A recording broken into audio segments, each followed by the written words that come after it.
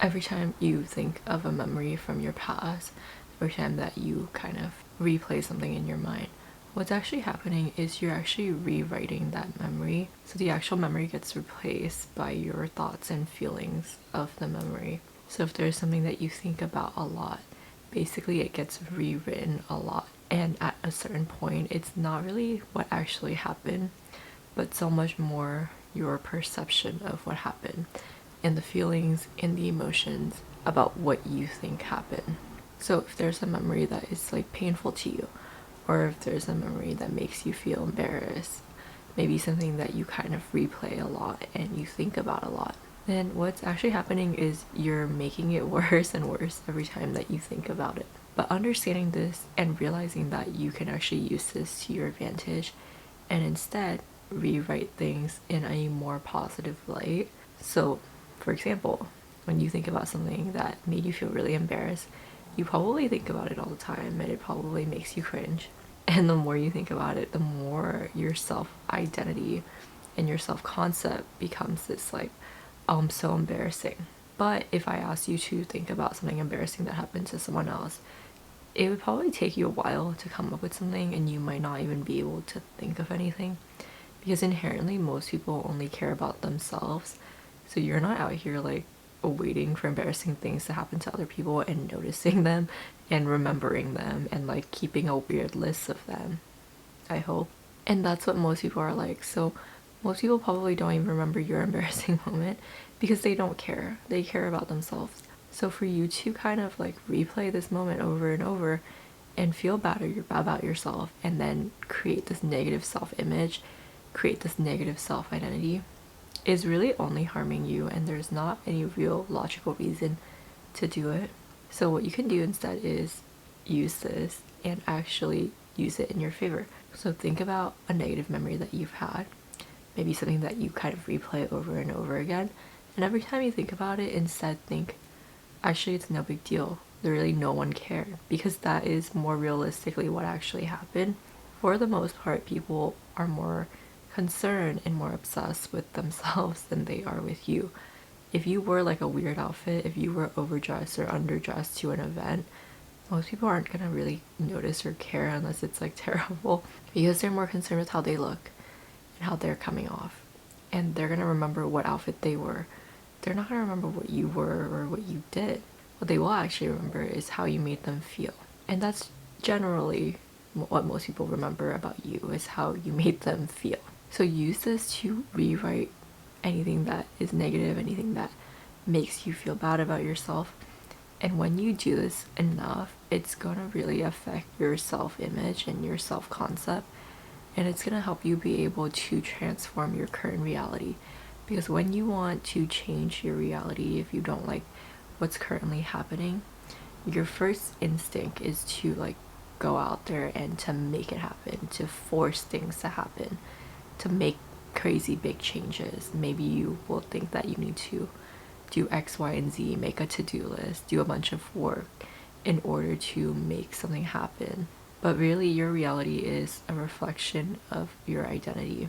You get what you are, not what you want. So actually the first step is to change your identity and to change how you view yourself. And this is an important one because if you're someone who is constantly thinking about negative things or things that make you sad, that's probably negatively affecting your self-concept and your self-identity. It's probably like destroying your confidence. So in order to kind of reverse that and change that, you can use this technique. You can kind of think about things that have happened in the past and try to rewrite them in a more positive light, a more like realistic light of what actually happened, because realistically no one really cares. And instead of thinking of challenges and hardships as things that have happened to you, you want to think of it as things that have happened for you, things that happen to make you stronger, things that happen to teach you the lessons that you needed to learn to get you to where you are right now. Because if you really think about it, you're going to find a lot of full circle moments in your life where maybe something didn't work out, maybe your relationship didn't work out, but then you ended up with someone better, or maybe a job opportunity, or maybe you didn't get into the school you wanted to get into, but then you ended up getting something a lot better. But it's hard to see at the time. But when you look back and you can fully understand why something had to happen or why something happened the way that it did. That understanding, each time you think about that and kind of take a moment to appreciate it, it kind of strengthens this idea that things are happening for you and not to you. And it strengthens the idea that you were meant for more, which is a very important sort of belief to have. If you don't believe that you were meant for more, if you truly believe that you were meant for like a really average, mediocre life, then that's exactly what you're gonna get. But if you inherently believe that you were meant for more, that you deserve more, it's gonna be a lot easier for you to actually take on exciting new opportunities without feeling scared. Most of us are scared of change, or it makes us uncomfortable and we don't want to do it. And that's why sometimes we know what to do, we know what we should be doing, but we might not actually do it. For example, if you want to get promoted, you probably know how you should dress, how you should act, and all of the right things to say in order to make that happen. But maybe you think to yourself, I don't feel like it, it's kind of embarrassing, I'm not going to. That moment right there where you're like, I don't feel like it, that is just because you're uncomfortable with change and you don't like change. But if you strengthen the idea that you were meant for more, you strengthen this idea of yourself, you build up your confidence and your self-image and your self-identity, then when opportunities come up, instead of being like, oh, I don't know, that seems like a lot of work and I don't know if I want to, you're gonna be a lot more open to it. You're gonna be like, hey, that could get me to where I want to be. Hey, that could get me to the more that I'm after.